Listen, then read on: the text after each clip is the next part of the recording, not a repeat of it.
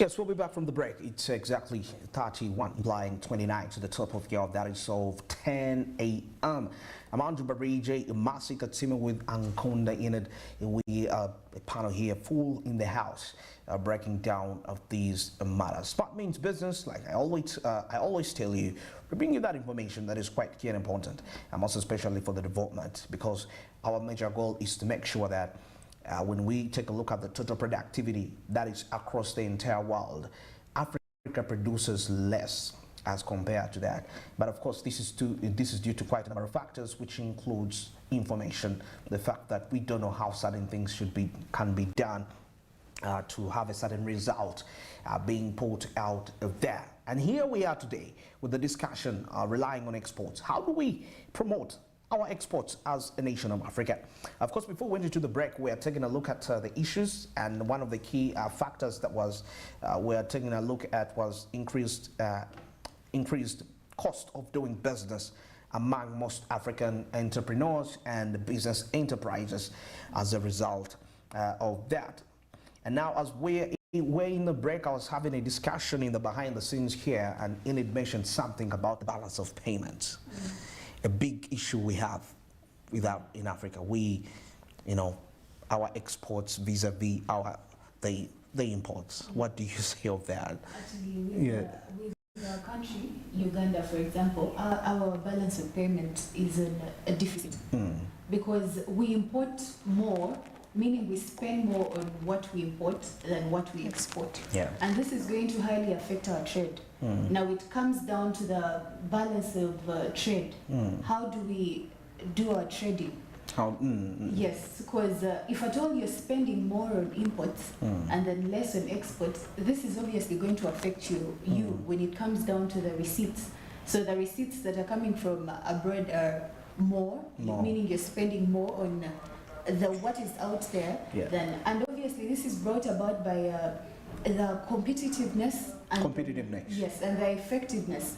How your exports competing out there. So it all comes down to even the exchange rates, by the way.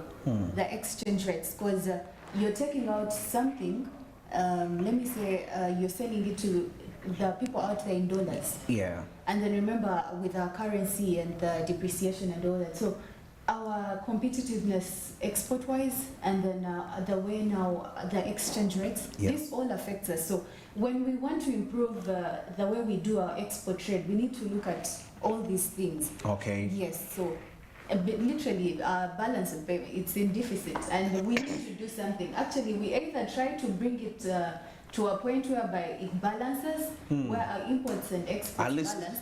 At least we should reach equilibrium. It would be better. That is better than having it in a deficit. Because if it's in a deficit, we obviously know the disadvantages that are coming up with that are brought about by having it in a deficit.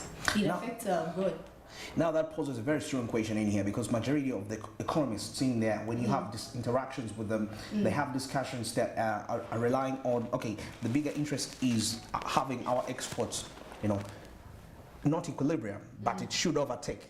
That the possibility of that, we don't know how far, but at least the best we can do for now is to have an equilibrium. Yeah, that's the best we can do. That's the best we can do for now. At least we're not having it in a deficit way, or having it being whereby the imports are a bit more. Let it be, at least try to balance. Because from that you can easily now pick up and get there. We can work on our trade policies and we can shoot at least. Okay.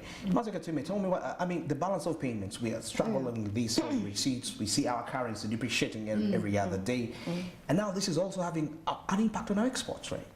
Well, of course, that's a very, very key thing. Of course, trying to strike a balance between the import and exports. Yeah. But of course, you see here, actually in this report, we have some of the major products we do specialize in. And of course, I don't think we have them in large quantity for us to keep exporting. We have coffee, we have fish products, and of course, we have some of the agricultural products and dairy, of course. The dairy, yeah. Yes. And of course, with dairy, we've had issues with the quality. Yes, some markets where like the quality of milk we export is not up to their standard.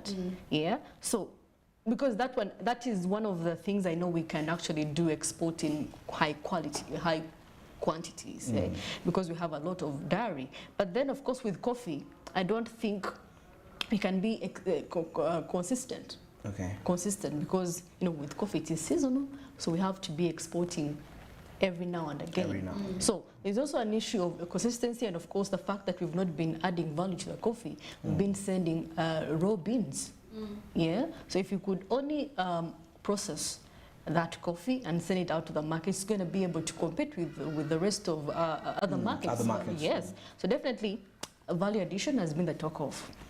The whole year has been the talk. So if we only add value, the only thing that is dragging us behind is that our products are not, that there is no value. Yeah. I mean, how do you send raw beans to they are going to go back, they process them, and we import them.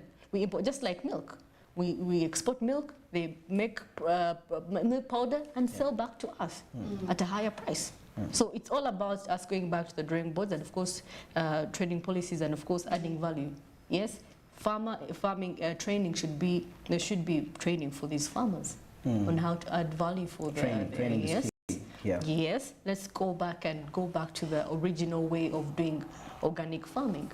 Okay. Yeah, with this whole pesticides that we spray around, it is also costing us a huge loss. So imagine with this technology, you've sent in tons of maybe tomatoes, at the end of the day, you're left with only a sack. What does that imply? That implies that the biggest percentage of what we export is not up to standard. Okay. Yeah. That is true.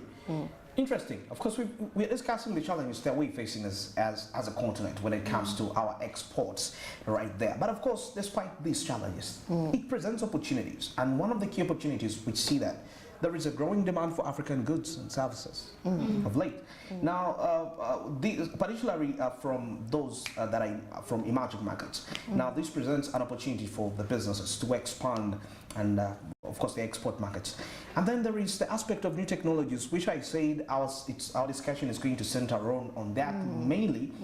And new technologies such as mobile banking, e-commerce can actually help reduce costs of doing businesses in Africa and make it easier for Africa to export. And the regional initiatives such as the African Continental Free Trade Area, which is already on in here, presents an opportunity. It's a big discussion, though I don't know when exactly this is going to be put in place, because a number of countries ratified. The country that I think hadn't yet ratified was, I think, Somalia, some country in the north of Africa. I'm not certain, but we don't remember, I'll tell you. I know that the thing about the African Continental Free Trade Area is good, but then with African countries, they are skeptical about one another. Yeah. So they're skeptical. What they're bringing really going to really be of help? Are they going to be consistent? So if you plan on actually doing wheat, it should be consistent, because there's going to be a season where wheat is really scarce. So how are you going to be making sure that you supply to all those different countries all over Africa? So we are skeptical about each other. You're like, Kenya, I don't think, maybe I should try Ethiopia. So we are skeptical about each other due to the different reports that we've gotten from the exports that we've been sending out. Okay. So like, is you really Ugandan products, the milk has not, Kenya rejected the milk. Why is it that, how are we sure that their milk is safe when it comes to us?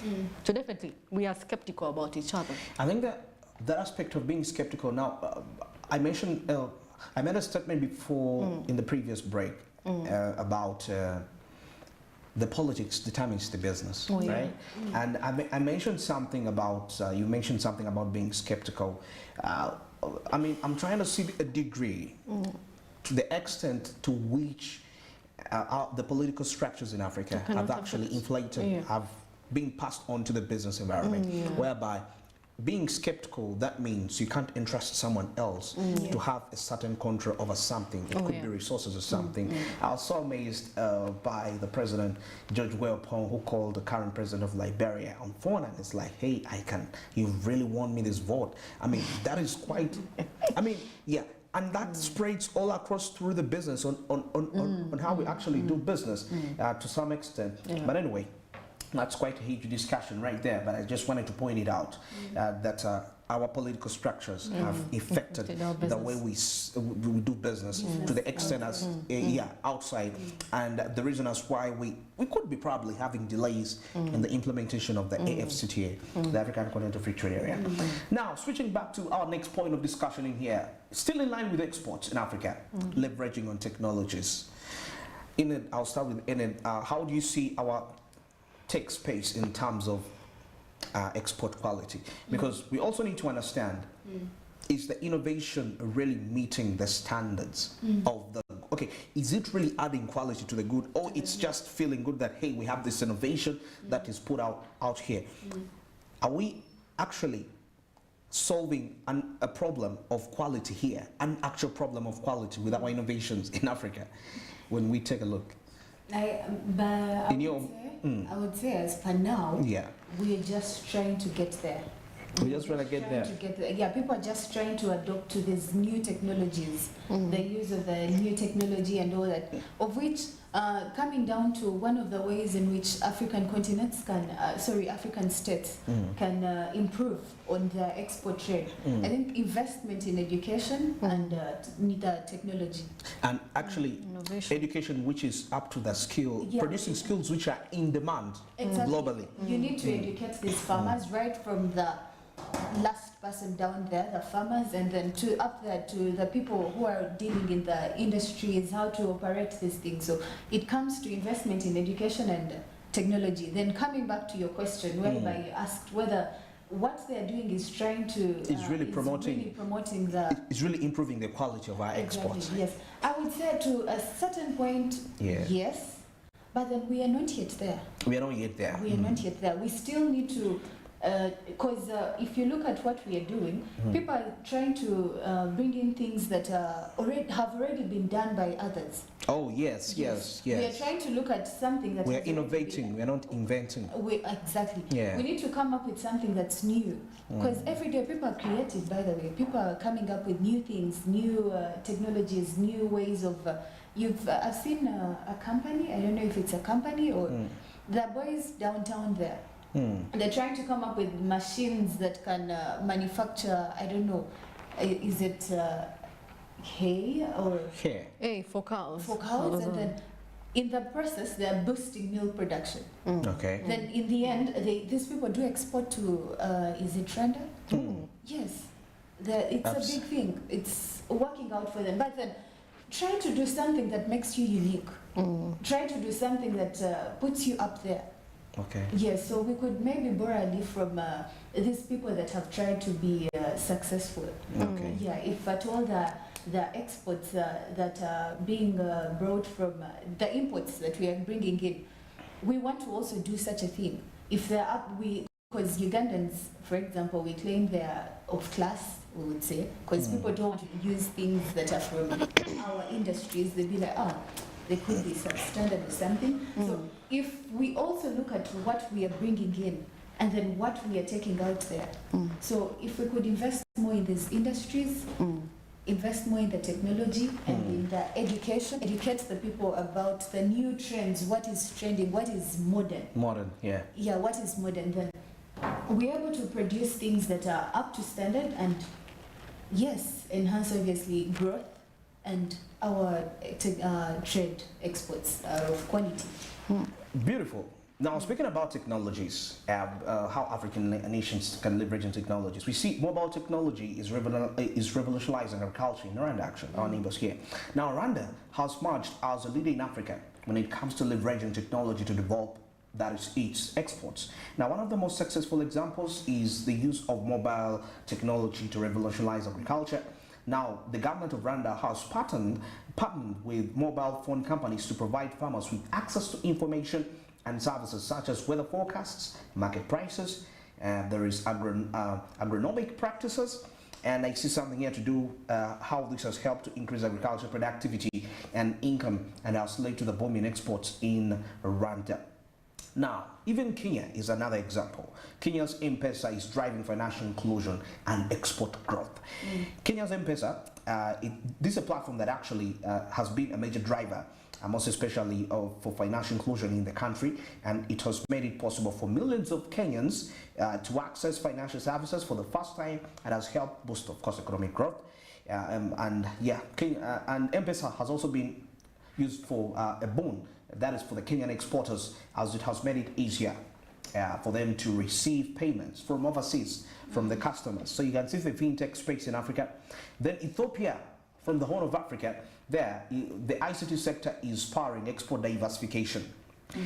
Ethiopia's ICT sector has been growing rapidly in the recent years, and is now a major driver of export diversification. Now the country is now exporting a range of ICT products, that is, and services, including software, IT, consulting, and call centers. And now this is helping Ethiopia to reduce its reliance on traditional exports of commodities such as coffee and gold. That is diversification. You mentioned about diversification. Yes, Ethiopia is doing the same thing. Traditionally, they were known for coffee and gold, and now they're diversifying into IT. Exactly. Exporting IT services. Now I'm seeing here also Nigeria, the e-commerce boom boosts non-oil exports. Non-oil.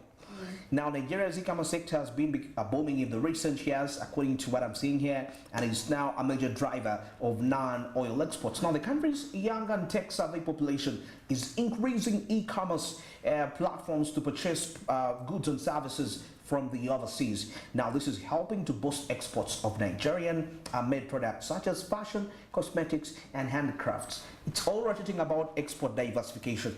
And now Ghana definitely, it's also into the financial technology sector.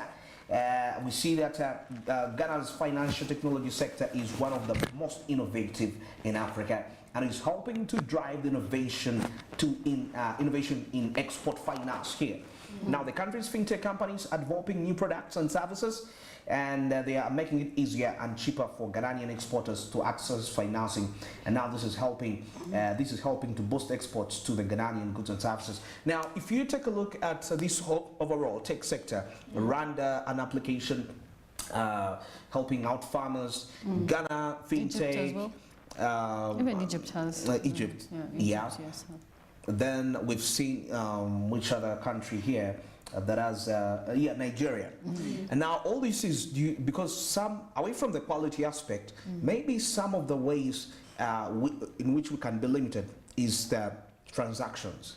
You know, can you transact that I ship something to you and then you send me the money in here, and the means is may not be.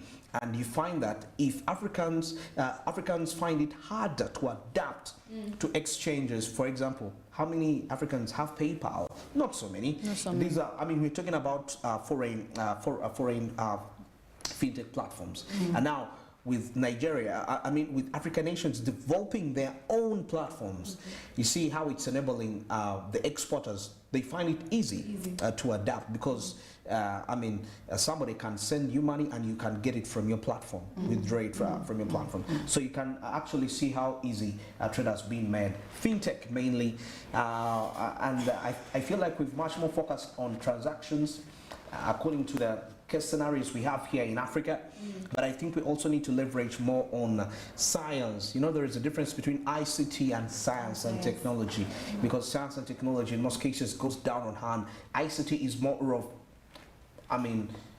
it's more of softwares actually, communication. That's why it's called information communication technology. But the science goes down that have developed that, okay, I have this fish.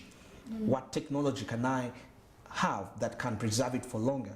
Let me think of a refrigerator that can preserve it to these degrees for this long. Yeah, the technology right there. I guess now we come to the end of this discussion for today. But of course, before we wind up, I would love to hear from each of you your last remarks in relation to African exports as we sign out. Massive fast. Well, of course, just maybe my last message to every farmer that is out there. For Uganda, we've been lucky that we have different seasons. We have rainy seasons, but then I think we should get a leaf from those countries that in the sub-Saharan Africa, those that have climatic challenges, yeah, those that receive rain like once in a year, yeah, probably like Egypt has that problem of water scarcity. So, you know, instead of us whining and asking for government to, you know, intervene when it's a dry season, because at the end of the day, I don't think it can facilitate for every farmer within the country. So there is need for farmers to be, like she said, trained, so that they can be creative enough. If we are in a dry season, what alternatives do I have to put in place to make sure that my crops do not go dry? Yeah, we've seen irrigation, different irrigation, systems come into place. You can have canals, you can have the irrigation, the sprinkler. So definitely that is what I should say farmers should really focus on. Focus on. Yes. If it's a season, I mean, get a solution for every season. Okay. Yes. I know some people have actually planted and the rain has really inconvenienced some of the planting seasons in this. So definitely, and of course with trade, we have to harness the African free trade area and of course find means of fighting these political issues that come about. If we can only do that, I believe Africa is really capable, because we have everything that the rest of the world needs. We have the minerals, we have the crops, we have everything. So let's work together and push this initiative of us trading within our nation, not to be reliant on imports. Yeah, we have dairy products. Let's do, if you have dairy products, produce ghee, produce cheese, produce exports to Africa and also the rest of the world. That's how we're going to grow as Africa, not relying on, you know, imports, which have been, whose value have been added.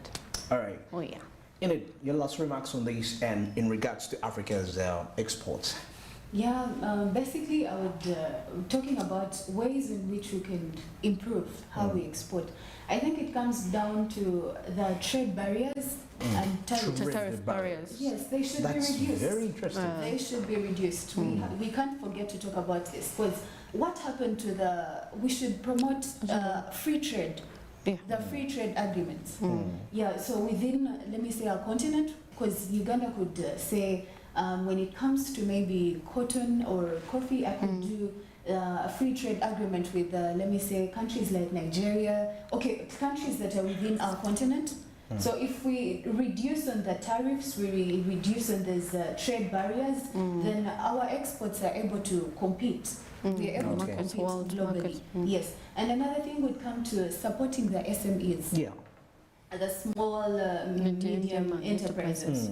Because, you know, when we support them with the finances, when we support them with the training, the basics that they need, then now our local industries, because this is at a local level, our local industries and the farmers and all that, we are able to produce things that are up to standard. Yes, so when we give them support, meaning you're going to produce things that are up to standard, and obviously when I produce something that I see can go out there, meaning I would also want to engage in exporting.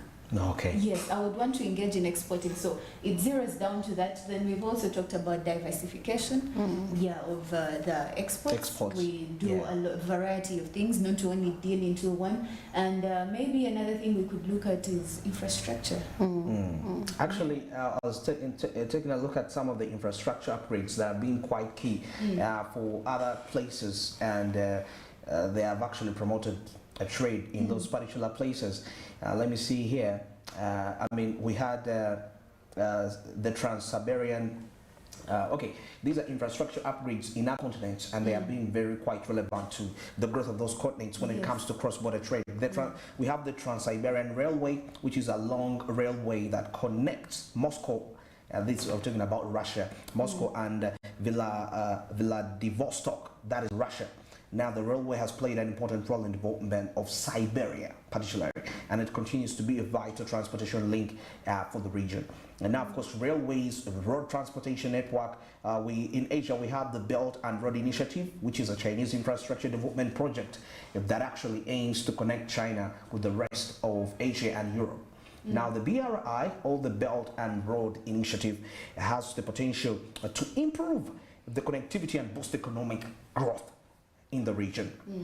So we can benchmark. We mentioned the European Union, which has also heavily invested in infrastructure to create avenue for transportation of that. And we have in regards to the European Union, we have the Channel Tunnel, which is a railway that connects England and France together to trade. And now the tunnel has made it easier and cheaper to travel between the two countries at the same time. What does it show you? For us to have an enhanced export, we mentioned diversification strategy. It comes back to all the points that you mentioned. If we lift trade barriers amongst ourselves, but let's not be suspicious amongst ourselves. We are so protectionist amongst ourselves. The bigger picture is not the African continent, but rather the picture that we have in our mind is so myopic that we always think about our nations. Yeah, sure. Yet it's way bigger than that.